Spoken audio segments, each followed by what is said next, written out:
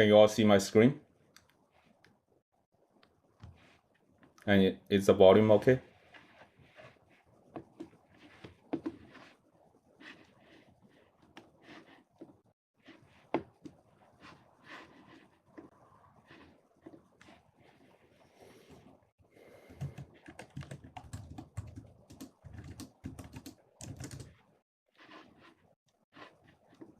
Let's start.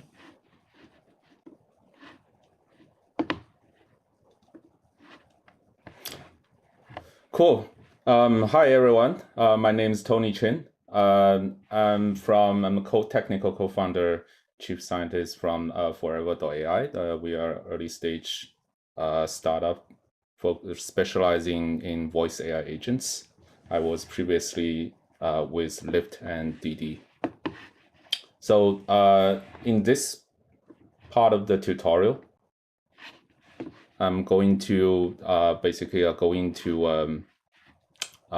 talk about policy optimization for two-sided marketplaces.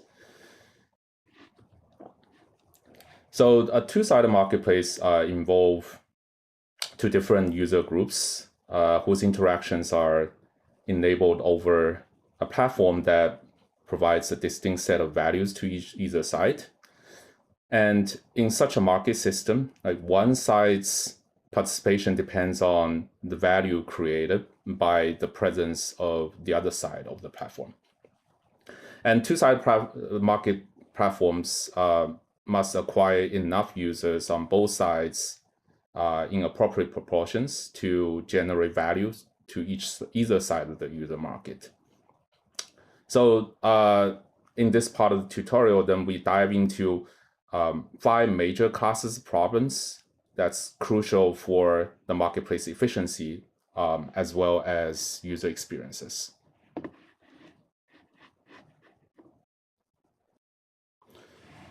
Now, although each problem share a lot of commonality across different types of two-sided marketplaces, we'll see that there's a significant heterogeneity as well. So in terms of domains, there are ride-sharing, vacation rental, retail, jobs market, food delivery, consulting works, and the list goes on. Core problems in each domain have important unique characteristics. And we'll have a primary focus on ride sharing, but we'll also briefly cover other select domains whenever appropriate. And we'll see some of the challenges coming up again and again, and including multi-agent, multitask coordination, real-time decision-making, as well as the issue of fairness. And since a lot of the methods we discuss use reinforcement learning, so here I'm just going to fly through a primer on reinforcement learning. A reinforcement learning agent consists of a set of elements. First of all, the state of the agent that contains information about the status of the agent. It could be discrete or continuous. So, for example, it could be agent's location, it could be fully observable or partially observable, depending on the nature of the problem. And the agent can execute an action. So that's basically a atomic movement that the agent can do. Again, the action space could be as discrete or continuous. So for example, for a robot, you could go forward, backward, or turn left or right. The reward is a feedback signal that the agent is able to gain from the environment. And the state transitions are governed by the transition probabilities. So the policy here for an agent basically determines the agent's decision and behavior, and it's a function of the state. Again, a policy could be deterministic or stochastic as well. And we'll see a lot of places that talk about value functions. A value function is basically an estimate of the cumulative future long-term reward And there are two major form of value function: the state value, which is usually denoted by V, and the action value, which is the long-term reward, cumulative reward, given that you are at a particular state and execute a particular action at step 0, and that's usually denoted by Q. An environment model that's dynamics that governs the change in the state with actions, and usually consists of the transition probabilities P, as well as the reward function R. So depending on what you compute, especially during the learning process, we have value-based and policy-based methods. In value-based methods, we focus on learning the state and action value functions, and then derive policies from that. And policy-based methods are mainly based on computing the policy gradient, which help us find the optimal policy iteratively. And a lot of methods are so-called model-free, meaning that they learn directly from training experiences, while a model-based method learns and maintains a model of the environment that the agent interacts with, which basically come down to the transition probabilities and the reward function, as we see just now for the components of the environment. Now, transactions in a marketplace involve pairing the supply with demand through various mechanisms. Centralized decisions are common in ride-sharing and food delivery platforms, where the platform performs one-to-one matching and sets a price. And specific to spatial temporal operations, we've also got the problem of supply rebalancing or repositioning, as in the ride-sharing domain. And in contrast, platforms like Airbnb and like Amazon, they allow users to search and select with prices set by the supplier or service providers. And some of the marketplaces, such as Angie, involve service providers sending quotes to bid or price set by inputs from both sides, like Upwork, while others like LinkedIn operate on platform charged subscriptions. They don't really have a specific price for a specific request. So the key challenge for any marketplace is maintaining a balance between supply and demand populations to ensure efficient and effective transactions.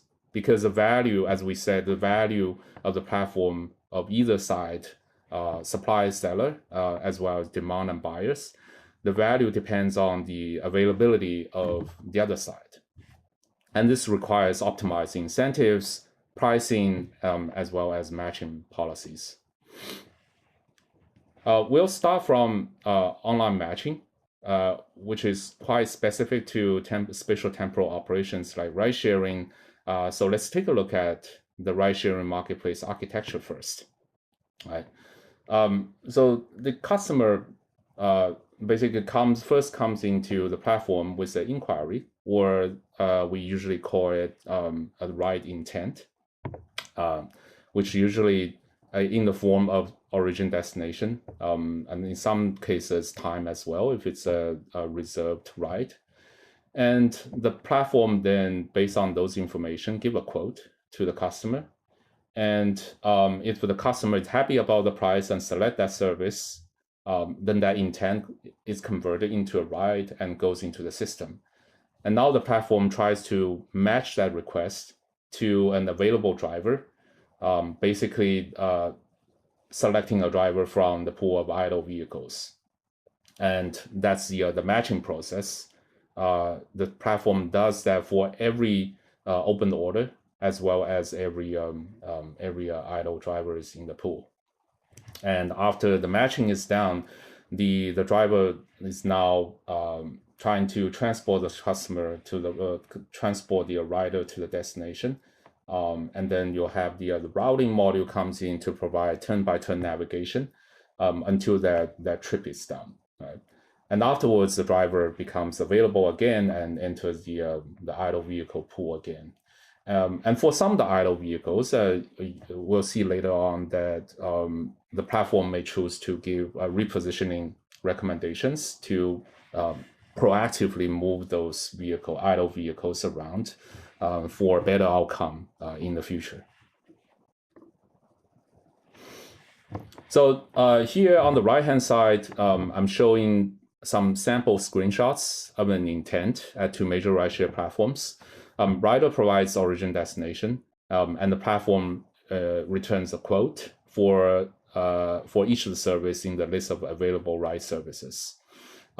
And at the back end, the platform batches and matches the request to drivers in discrete dispatch cycles of usually a few seconds. And in each such dispatch cycle, it generates a set of one-to-one assignments. The driver-centric approach for solving online matching starts from building a Markov decision process modeled around the driver. I'm talking about like basically using a reinforcement learning approach, which also makes a lot of sense for sequential decision problems like online matching, whose decisions have strong temporal dependency because the group of drivers that the system could match at the future stage has strong dependency on your previous decisions, the matching decisions, as in which trips that you match the previous pool of drivers, and so that affects their end state after they finish a trip. So Markov decision modeling around the driver, then you have your agent state having the information of the location and time of the driver at that particular time, and sometimes with the supply and demand context as well, like how many open drivers and open requests that's in the neighborhood, and then how do we train and learn the value function? We basically pull all of the driver transition experiences together, and to learn a state value function for an average driver at a particular location and time. So you think about tabular-based value function, then basically you have two major dimensions, the location and time, and the pooling of the experience is basically to simplify the solution to a intrinsically multi-agent system. And this value function, after learning, is shared by all of the driver agents. And as a start, we can use offline batch learning. You can use TD learning to learn the spatial temporal driver value function from a large set of the historical trip logs. And then you apply the value function into a policy generator, which we'll talk in the next slide, to generate a new policy, which is a set of assignment for the system for the online matching problem. So it goes iteratively in this cycle, which forms a generalized policy iteration. The linear assignment linear assignment optimizer is the policy generator here. And we'll talk about the multi-agent aspect later. The value function is, as we said, is updated by on policy method by TD errors in the TD learning. And the transition samples correspond to the match requests and idle experiences. With the learned value function, the dispatch graph is constructed with the edge weights defined by the same TD error on the potential match, or the sample advantage if you look at it as the Q function minus the V function. And why does this make sense? We can show that this is actually approximately the marginal demand value. So it makes sense that the linear assignment problem is actually maximizing the total marginal demand value of that set. And then we generate the matching actions by solving the dispatch graph. The development of reinforcement learning for rideshare matching spans over a number of years, with successful deployment at major platforms, including Didi and Lyft, that has won international awards. The overall trend here over the years is to shift from offline batch reinforcement learning methods that I described to those based on online and on-policy updates. So here, this is an example that Lyft implemented the first full-scale industry deployment of an online reinforcement learning method. It falls under the online value iteration framework, where we learn the driver value functions online and on policy using a real-time transactions data. So here, instead of working on the log of historical transactions, the value functions are updated in real time. And these online supply values are used to generate in real time the dispatch network from which we solve for the real-time matching decisions. And then the real-world environment, of course, returns the feedback in the form of trip fare and driver idleness. So how does online reinforcement learning differ from batch reinforcement learning in practice? Algorithmically, online reinforcement learning has to handle greater uncertainty because trips may not have completed before learning updates can be done. And from an engineering perspective, the system needs to process decisions at a very high throughput to support large-scale operations. And to tackle these challenges, various algorithmic techniques have been developed. And some key approaches include expectation-based value updates, reward smoothing, because the reward signals that you obtain from practice could be noisy from the episode to episode, and you can also do a assignment graph edge standardization. That's usually from the ease of business point of view. We also see real-time adaptive graph tuning to manage computational complexity. And for optimization, Atom is used for value updates with RM's prop, helping to adapt to variance and update frequency, because you may have different update frequencies for different areas of the region and across different times, because the transaction volumes are different. And additionally, linear factorization and sparse coding techniques leveraging GOI and times features, they all improve the value approximation. And those, the last two are the main features in the Lyft paper, and the previous techniques are laid out in the Didi paper in 2022. Now, a more natural formulation of the online matching problem actually has a system-centric view, because ultimately you want to make a system based matching decisions, which is a set of matching decisions for the pool of open requests and idle drivers on the platform.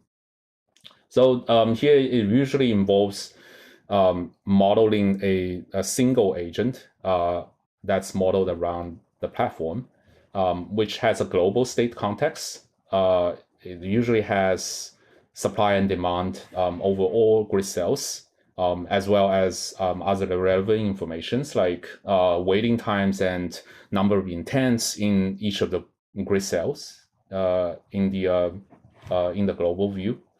The action space is actually a major challenge. It's combinatorial by nature because you need to generate a set of one-to-one assignments, right? From the dispatch graph. So the remedy by some of the methods is to serialize the assignments. So instead of trying to generate all of the assignments for the two sets of populations in one shot, you generalize the assignment one by one. So here's an example of serializing the system action.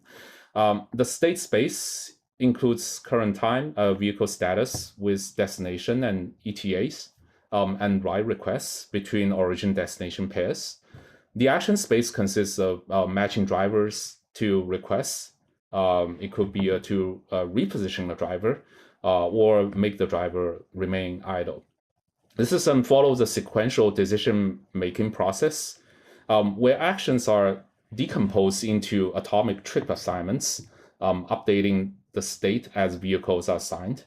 The key difference from a regular MDP is that random elements of the environment come in only after all of the vehicles in the dispatch cycle have been assigned.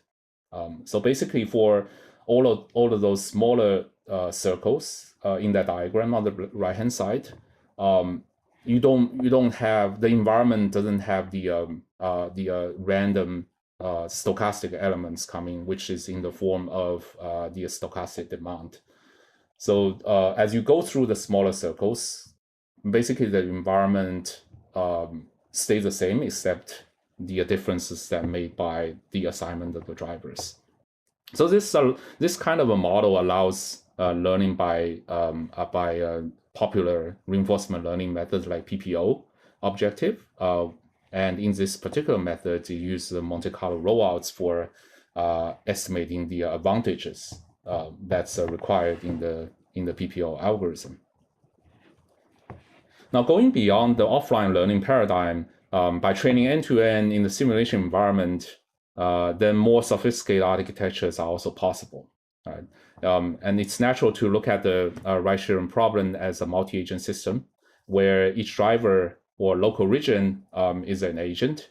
And you can induce coordination among a large number of agents by leveraging mean field approximation, or by using a KL divergence regularization to encourage supply-demand balance, or by using a hierarchical reinforcement learning framework. So here I will refer you to the references for more details on these topics. And perhaps approximate DP, ADP in short, which is closely related method to reinforcement learning, offers a better view of how we could approximately decompose the system value into individual driver values. So that's a key to validate and to make our approach that I introduced at the very beginning by learning a driver-centric value function. That's a key to make that legitimate, right? Because you want basically the sum of the total driver-based values to be approximately equal to the system value. So the optimization here within ADP for dispatch aims to maximize the total expected discounted cumulative returns within the optimization horizon and subject to supply and demand constraints. And then here we write down the stochastic optimization problem. It has the expected cumulative returns in the objective function, and the constraints are our usual familiar transport constraints. And in ADP, we define a so-called post-decision state, which is right after the current stage assignment is made and before the new stochasticity, such as a demand, has been realized. So if we recall in the previous, the sequential decision-making process, those smaller circles, those smaller circles actually correspond to post-decision states. And then we write down the Bellman equation for the optimal policy, and then using the post-decision states allow us to actually get rid of the expectation in the optimization step and defer it to a value estimation step for V, the VX. And this method adopts a first-order approximation to the future system level value at the post-decision state.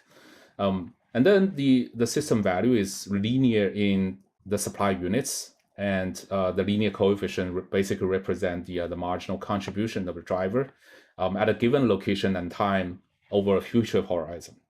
And given this supply unit marginal value, then we will be able to solve the matching optimization with a forward-looking objective. The algorithm is now iterative over two major steps. The first is to solve the step T matching problem with an estimate of the value function plugged in. So that's easy. Basically, that's just a linear assignment problem. And then we update the marginal value using the dual coming from this linear program through an approximate value iteration step. Now, in the previous slides, we have all discussed the centralized matching mechanism where the system determines the final assignment. But in contrast, the decentralized online matching mechanisms involve platforms broadcasting the demand to multiple service providers who then bid for those requests based on price or based on acceptance speed.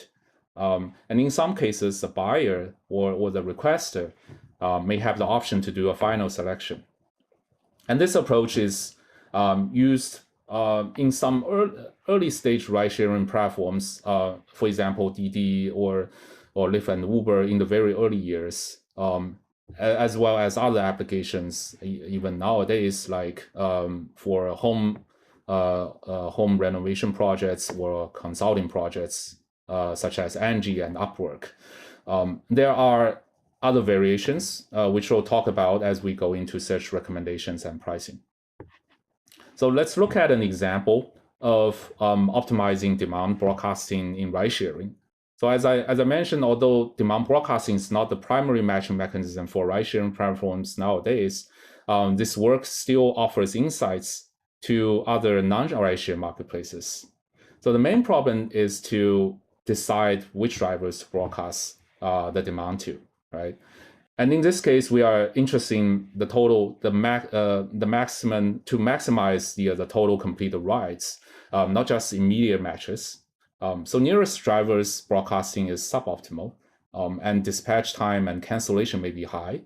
The highlights here are that the order dispatch is formulated as a constraint optimization problem with logistic regression model to predict driver acceptance.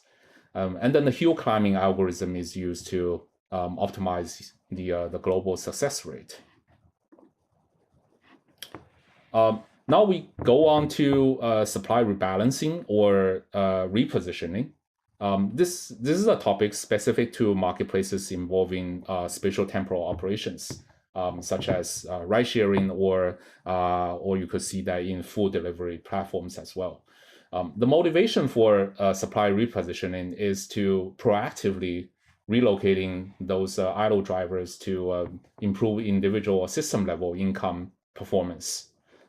So from the driver's perspective, it's like they are trying to complete a virtual ride with guidance from the platform.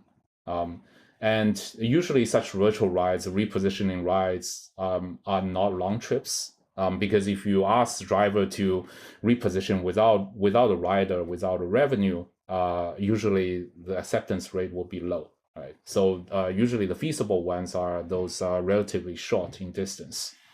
Now, from the system perspective, it's basically repositioning is a form of intervention of the supply distribution over a grid system, as we see before, like those hexagon grid systems. And here on the right-hand side, we are also showing some sample illustration for driver repositioning assistant. And in the driver-centric formulation of the repositioning, you can have driver-centric formulation or system-centric formulation as well, just like for solving the online matching problem. So in the driver-centric formulation, each vehicle executes repositioning independently, right? The state space is essentially the same as the matching case. The action space usually consists of the neighboring cells of the current cell of the driver in the grid cell system. So given the spatial temporal value function on each cell, we can sample an action to execute from the Boltzmann distribution that you can compute from the driver values for each of the neighboring cells. Maybe you are already thinking about, wait a second, we can leverage the value function we learned for dispatching. And that's exactly this work from Tan and team does. With the driver values updated in real time through online or on-policy updates, they are shared between dispatch and repositioning to support real-time decisions. And that driver value function updated in real time also serve as a bridge for the task coordination between dispatch and repositioning, which solves a major challenge that we often see in two-sided marketplaces. And if we focus the reposition problem on the single driver, then that's basically the taxi routing problem. The dynamics is that the driver performs reposition upon idle, that incurs a non-positive cost. And during repositioning, the platform can also assign an order to the driver at any time. And the driver can also stay at the current grid cell, of course. And then we can build an environment model with estimation of the transition probabilities required here. And to find the optimal reposition move, we can achieve look ahead by doing a tree search with those leaf nodes bootstrapped by a learned supply value function, as we see in the online matching case, to represent the longer term values beyond the explicit search horizon that you can do in a tree search, because a tree search is it's a pretty computational complex if you have a very deep tree. So usually you keep the depths of the tree shallow, and then you leverage the supply value functions to cover a longer look ahead horizon. And you can also be shown that if you do a tree search, that's equivalent to computing and comparing the expected reposition path values, as illustrated here on the right-hand side. And driver-centric modeling can solve system-level repositioning as well. Several works do agent coordination through adding global contextual state information in an independent learning setting. And we can also do bi-level multi-agent reinforcement learning, where the bottom layer consists of multiple driver agents, and the top layer is a global agent that controls the reward function for those driver agents at the bottom layer. The system-centric formulation for supply repositioning problem in a ride-sharing platform basically determines the joint reposition action for all of the vehicles. And this approach typically uses global supply-demand state information and an aggregate level action, such as the number of idle vehicles to move from one cell to another cell at a given time. And this kind of formulation for the actions ensures that the problem size actually remains independent from the number of vehicles. It's only depend on the size of your grid system. The goal is to influence future supply distribution to better match the demand and maximizing the total income and aggregate utilization of the drivers. And recent reinforcement learning works, such as those by Feng and team of using PPO, which we have discussed for online matching as well, and that work by Mao and team using a batch actor critic methods. They both illustrate well this type of system-centric approach. Now, model predictive control, that's a natural alternative for solving the system-centric formulation. MPC methods use short-term demand forecasting to plan future actions, but they usually ignores and is also impractical to consider long-term effects because of the computational complexity. And this work from Wei and team formulates an LP-based fluid model for short-term optimization, and then explicitly accounts for driver acceptance rate of the repositioning recommendations, which is another important practical aspect that has significant impact on the policy performance. Then it integrates with reinforcement learning for long-term rewards through the driver value function approximation that uses a similar technique we described for online matching. And the future arrival rate prediction is done by LSTM CNN-based model that allows online updates to optimize fleet movement over multiple time steps. Now we switch gear a bit to look at the search and recommendation systems within the rideshare, within a two-sided marketplace. Search and recommendation are a generalized form of online matching, actually, particularly useful in decentralized transaction-making environments.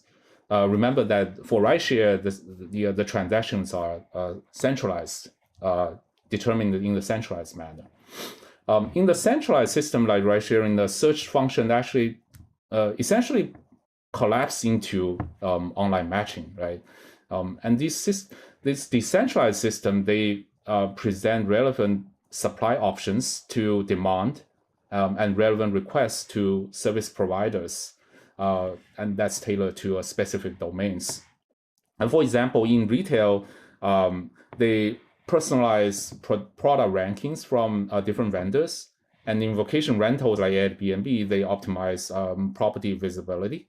And in the food delivery, they can enhance restaurant discovery.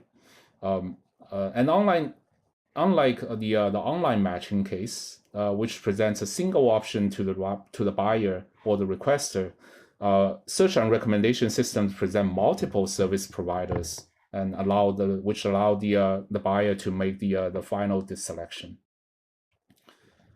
The objective of search and recommendations on the marketplace is to best meet the buyer's needs to increase the likelihood of the transaction. So this involves careful trade-offs such as balancing the prices of the recommended items. If they are too high, the demand may be lost, and too low, the platform loses revenue. And relevance is also crucial, as the search results must align closely with the buyer's demand. And similar consideration apply across various domains, like in job platforms, matching roles to hiring teams, in rental, aligning the property location and features, and in retail, that's to focus on item features, and in food delivery, that's to highlight relevant food items. And in general, there's another symmetric problem for recommendations to the sellers and to freelancers. And ultimately, user experience is key, as customers desire quick and relevant matches to ensure satisfaction and drive transactions. And this class of problems, search and recommendation, can obviously tap into the vast literature on general search and recommendation community. Right? However, two-sided marketplaces present some unique challenges. Right? For example, not unlike the traditional recommendation, which is user item focused, food delivery platform involves user store item interactions. So it's a three-way interaction. Users may prioritize store reputation, specific food items, or both. And food preferences may change significantly by the time of day. For example, you like buns in the morning or barbecue at night. Traditional models do not capture short-term shifts in demand.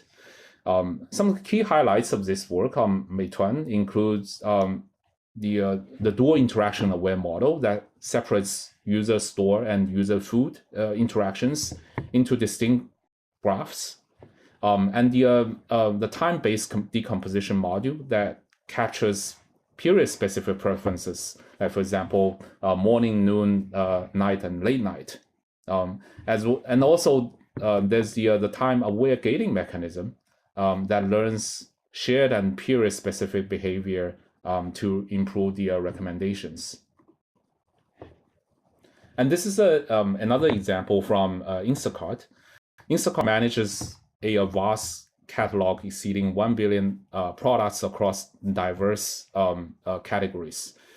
To ensure customers find relevant products efficiently, they developed the Instacart transformer-based embedding model for search. This deep learning model creates unified representations of search queries and products. That's to improve search relevance, especially for ambiguous and long-tail queries. So the so-called items model architecture consists of two major parts. The first one is a two-tower transformer structure that separately encodes queries and products into a shared vector space for allowing independent computation and storage of embeddings. And the second one is a semantic similarity assessment that measures relevance by computing the distance between query and product embeddings.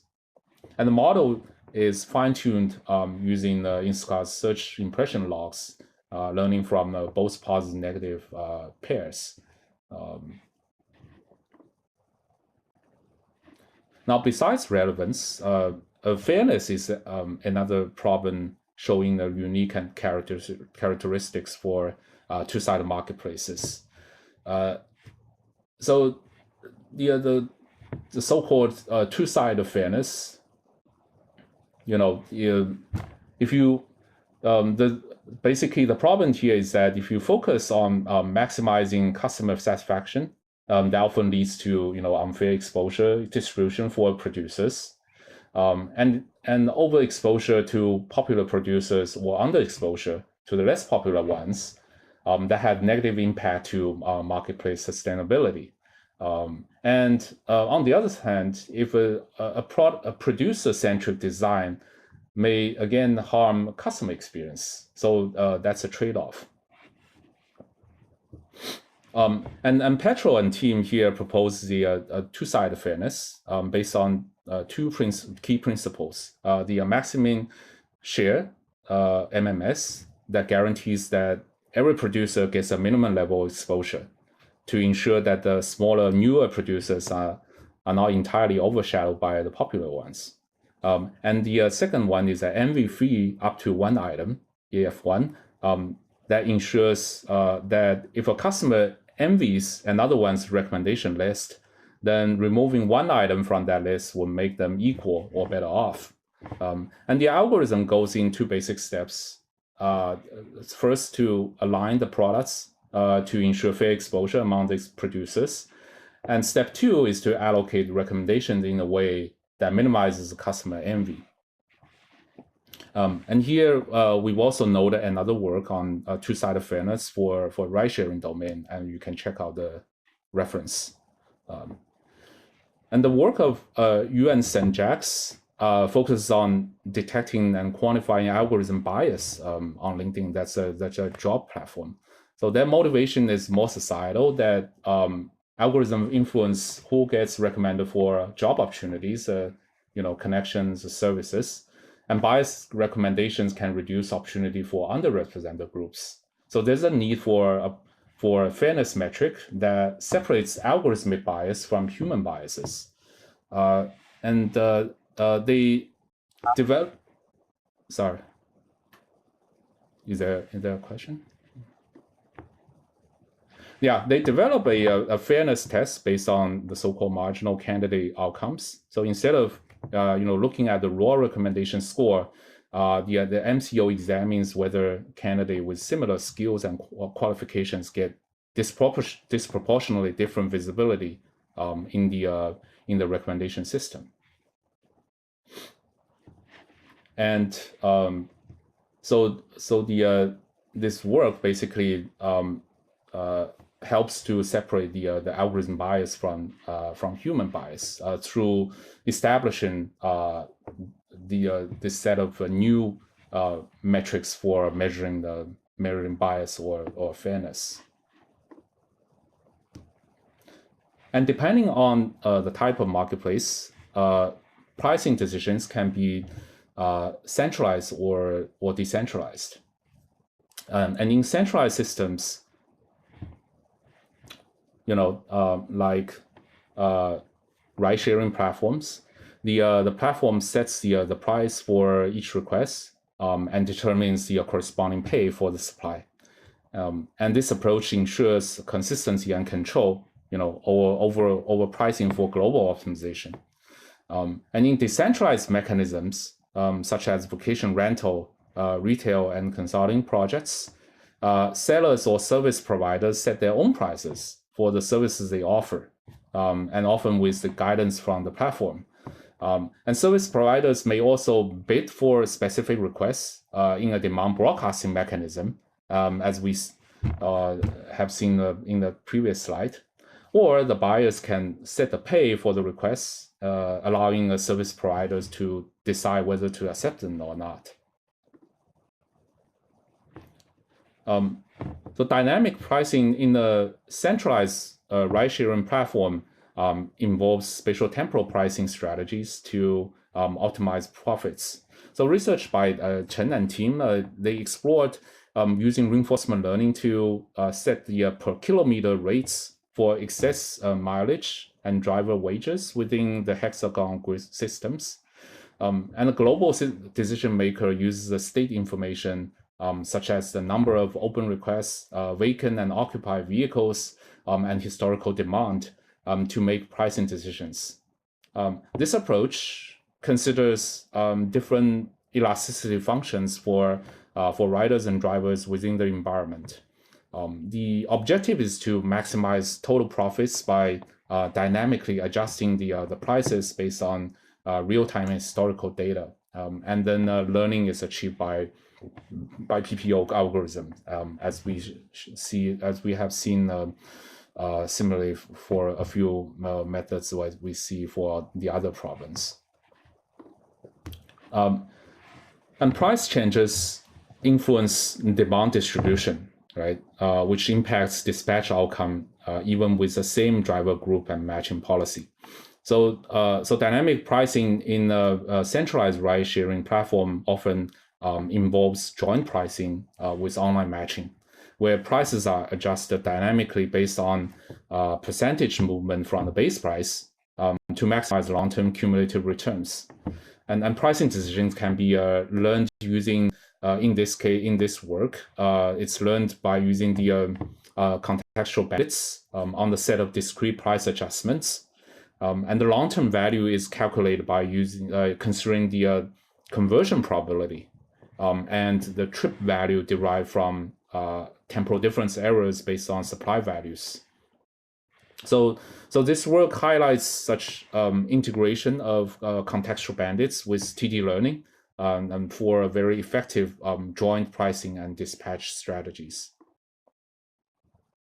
And for decentralized pricing strategies, as we have talked about, there are a few variations. So let's look at them one by one. So the first one is basically the platform provides the pricing guidance, and the producers or the service providers, they set the price. So this is often seen on, for example, Airbnb, Amazon, Upwork.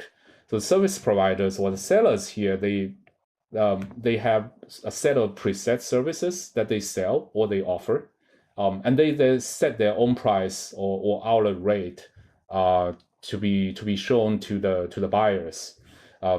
And the platform provides guidance that help both the sellers and platform. And the key difference from the ride-sharing platform is really on the real-timeness. So on these platforms, pricing adjustments are more gradual. They consider longer-term factors such as upcoming events and seasonal trends. But for ride-sharing, pricing is often highly sensitive to real-time conditions. And supply elasticity is another aspect. Supply of available properties, for example, on the rental properties platform, they are relatively fixed in the short term. But on the ride-sharing platform, driver availability, they can change very quickly in response to, for example, surge pricing. And guests on on the decentralized pricing platforms, they typically plan their stays in advance, like in the case of Airbnb. But for ride sharing, consumers often make spontaneous decisions, right? Like I want this ride now, and I expect to get the ride basically within a few minutes. So price plays a very critical role in the immediate choice. And the second variation for a decentralized pricing mechanism, that's for the service providers to bid for a demand or request.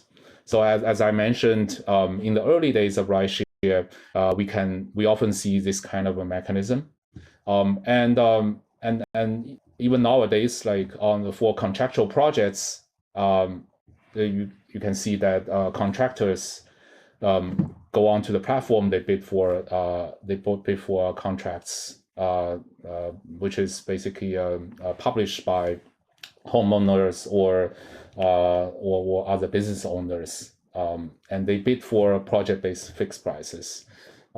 So this is a similar mechanism to the previous setting, but as we can see here, pricing, they bid for a specific demand or request. So the pricing is also specific for the on-demand request.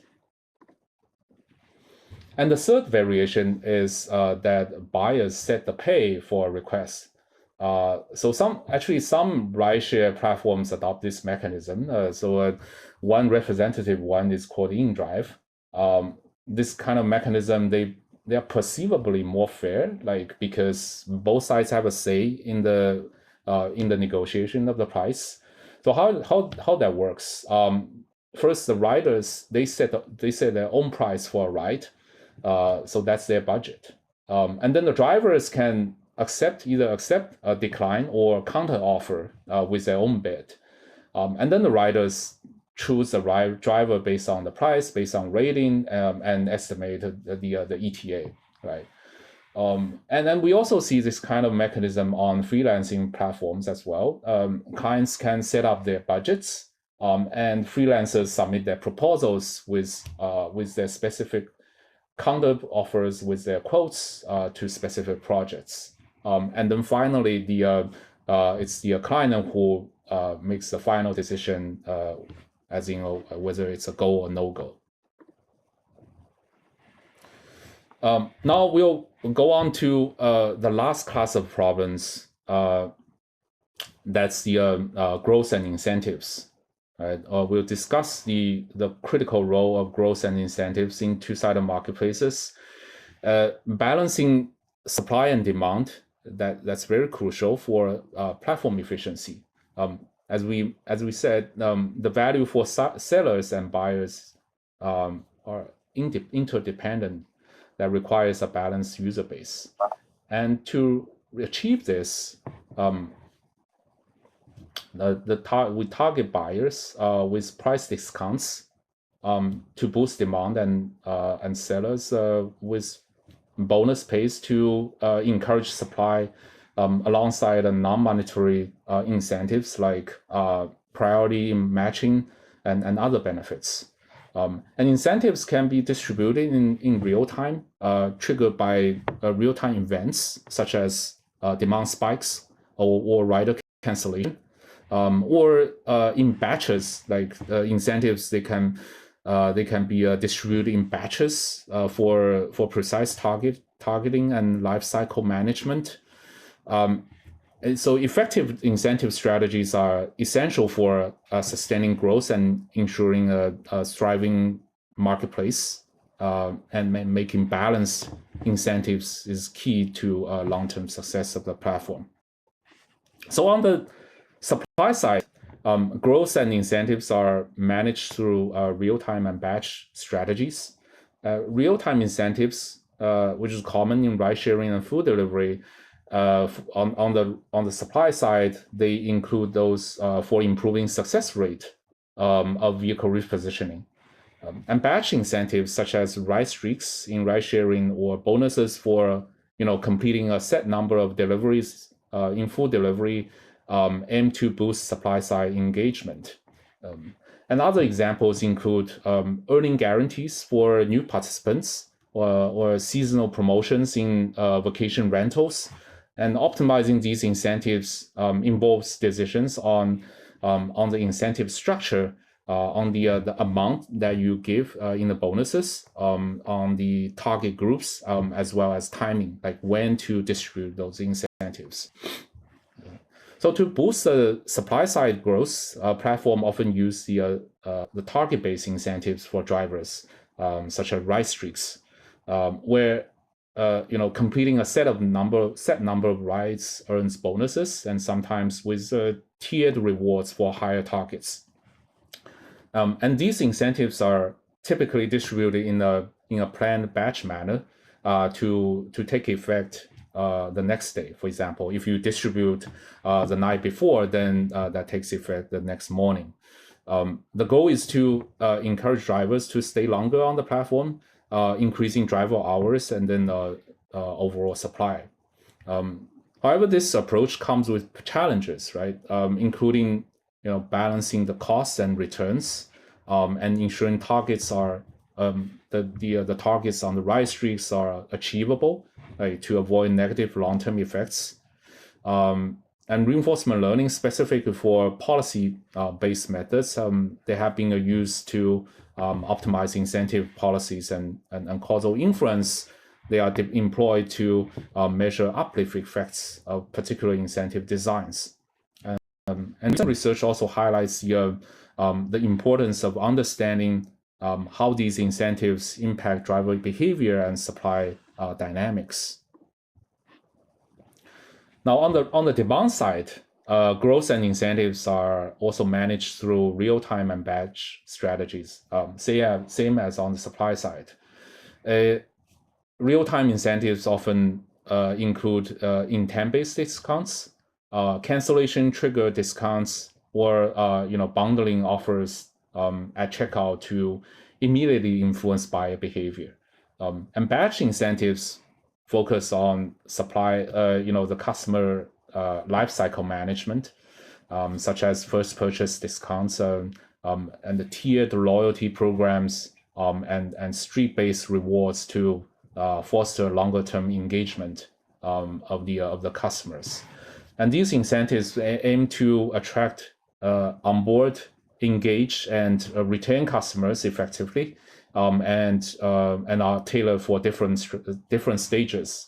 Like you have different policies when you are at a stage to attract customers as versus to keep engagement and to retain customers.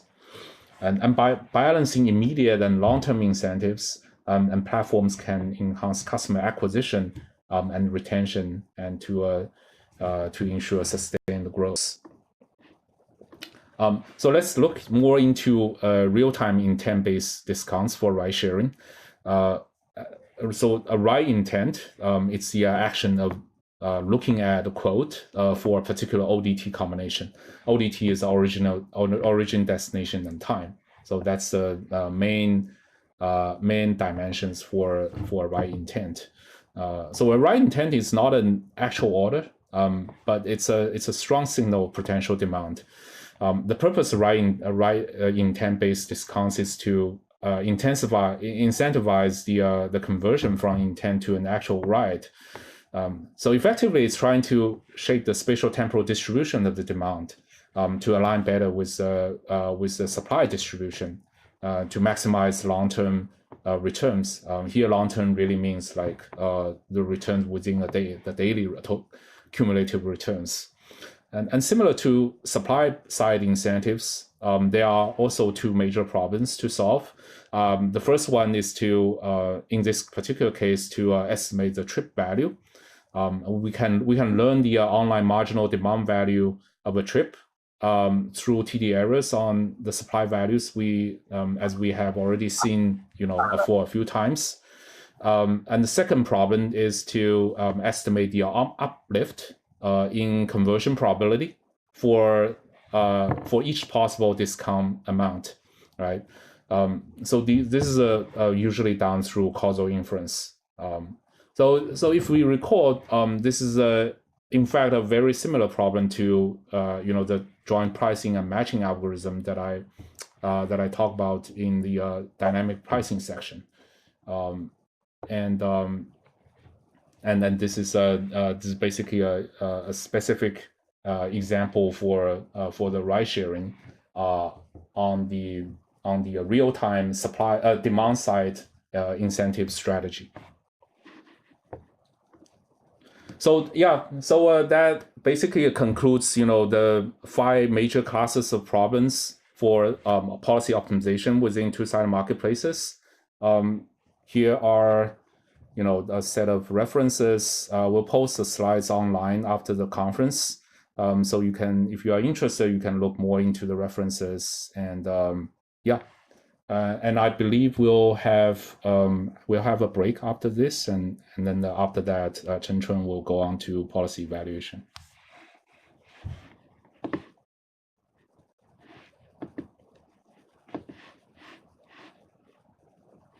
Thank you, Tony. So let's have a quick break for 10 minutes, and then I will continue to talk about policy evaluation.